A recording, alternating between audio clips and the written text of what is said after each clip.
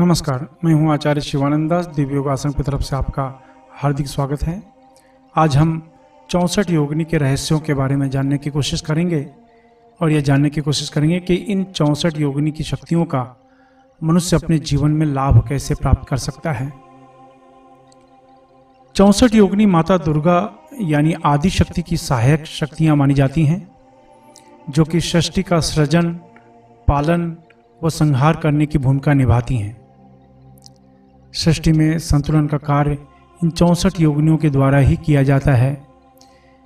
किसी भी प्रकार की मनोकामना की पूर्ति के लिए इस कलयुग में 64 योगिनी से बढ़कर कोई नहीं।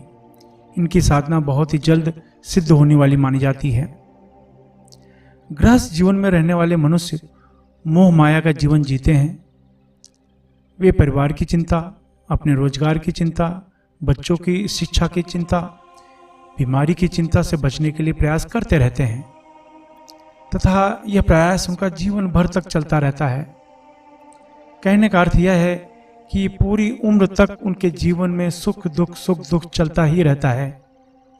ऐसी अवस्था में 64 योगिनी मंत्र का अभ्यास किया जाए तो इस तरह का दुखमय जीवन सरल व सुगम बन जाता है। इसके अलावा अनेकों लाभ मिलते हैं, जैसे कि व्यापार में उन्नति होती है, प्रेम के क्षेत्र में सफलता मिलती है, विवाह की अड़चनें दूर होने लगती हैं, परीक्षा में सफलता मिलनी शुरू हो जाती है। इस अभ्यास के बाद हर साधना में सिद्धि मिलनी शुरू हो जाती है।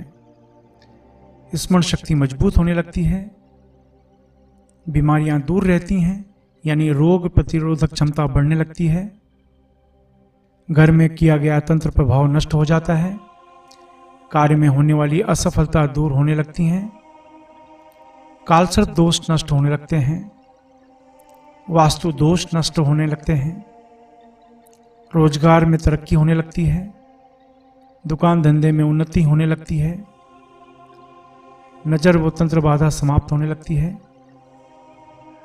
बार बार होने वाले गर्भपात की समस्या दूर होने लगती है,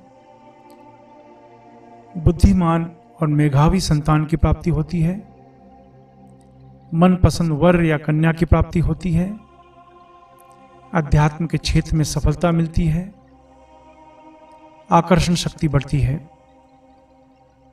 आइए आप जानते हैं इस मंत्र का गोपनीय अभ्यास कैसे करें।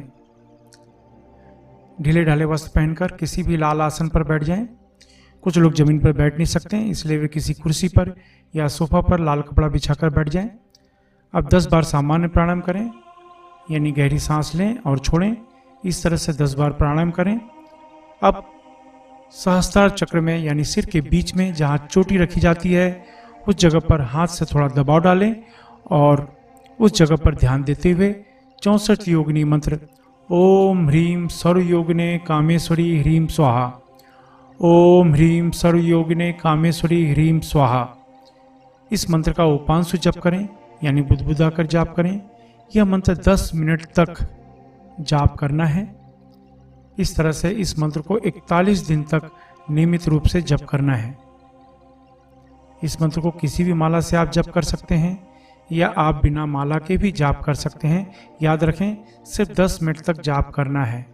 हाँ, इसे अपने लाभ के अनुसार मंत्र जप की समय सीमा को बढ़ा भी सकते हैं।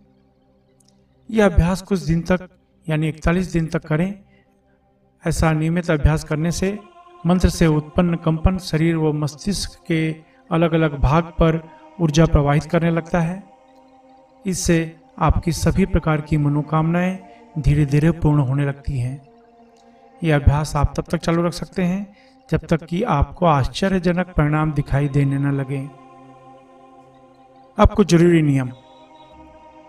अपनी पूरी श्रद्धा बनाए रखें। इस अभ्यास में दीक्षा की जरूरत नहीं होती। यह अभ्यास किसी भी मंगलवार या नवरात्रि से शुरू कर सकते हैं। अगर आप नौकरी कर रहे हैं या गृहिणी हैं तो इस मंत्र को पूर्व दिशा की तरफ मुंह करके जपें। अगर आप व्यापार कर रहे हैं या कला के क्षेत्र में हैं तो इस मंत्र को पश्चिम दिशा की तरफ मुंह करके जपें। अगर आप लॉटरी, सट्टा, शेयर मार्केट से जुड़े हैं या बैंकिंग क्षेत्र, होटल के व्यवसाय के क्षेत्र में हैं तो इस मंत्र को उत्तर दिशा की तरफ मुंह करके जपें। अगर आप जमीन खरीदने बेचने का कार्य करते हैं, खेती का कार्य, लोहा, कोयला, चमड़ा तथा तेल के क्षेत्र में, या कोई ऐसा कार्य करते हैं जिसमें ब्रोकरेज यानी दलाली लेनी पड़ती हो या देनी पड़ती हो, तो इस मंत्र को दक्षिण दिशा की तरफ मुंह करके जपें। इस मंत्र का जाप 18 वर्ष के ऊपर कोई भी स्त्री पुरुष कर सकता है। महिलाएं मासिक धर्म की वजह से 3-4 दिन का गैप करके फिर आगे कंटिन्यू कर सकती हैं। याद रखें, जब भी कोई अच्छे कार्य की शुरुआत करते हैं या संकल्प करते हैं तो तुरंत कोई न कोई अड़चनें आनी शुरू हो जाती है, इसलिए प्रबल संकल्प के साथ अभ्यास को शुरू करें।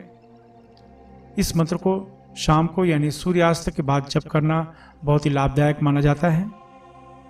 मद्यपान, धूम्रपान, व्यसन तथा मांसाहार से अवश्य बचें। अभ्यास समाप्त होने के बाद अश्विनी या वज्रली मुद्रा अवश्य अपनाएं। यह मुद्रा आपको ब्रह्मचर्य का पालन करने में मदद करती है। अश्विनी या वज्रली मुद्रा क्या है, वह इसका अभ्यास कैसे करें, यह जानने के लिए नीचे डिस्क्रिप्शन में लिंक दिया गया है, वहां से आप जानकारी प्राप्त कर सकते हैं।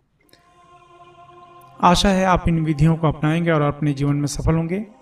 इसके अलावा लोगों में आध्यात्मिक ज्ञान के प्रति जागरूक करने के लिए हमारी संस्था दिव्य योग आश्रम अलग अलग शहर में 2 दिन का कुंडलिनी ध्यान शिविर आयोजित कर रही है। इसमें भाग लेना बिल्कुल फ्री है, एकदम निःशुल्क है। इसलिए अगर आप अपने शहर में सीखना चाहते हैं तो नीचे डिस्क्रिप्शन में लिंक दिया गया है, जहां पर आप अपने शहर में सीखने के लिए बुकिंग कर सकते हैं। इसके अलावा जो चैरिटेबल ट्रस्ट, संस्था या योगा केंद्र चला रहे हैं या जो सामाजिक कार्य कर रहे हैं, वे अपने ग्रुप में निःशुल्क कुंडलिनी ध्यान का आयोजन करवा सकते हैं।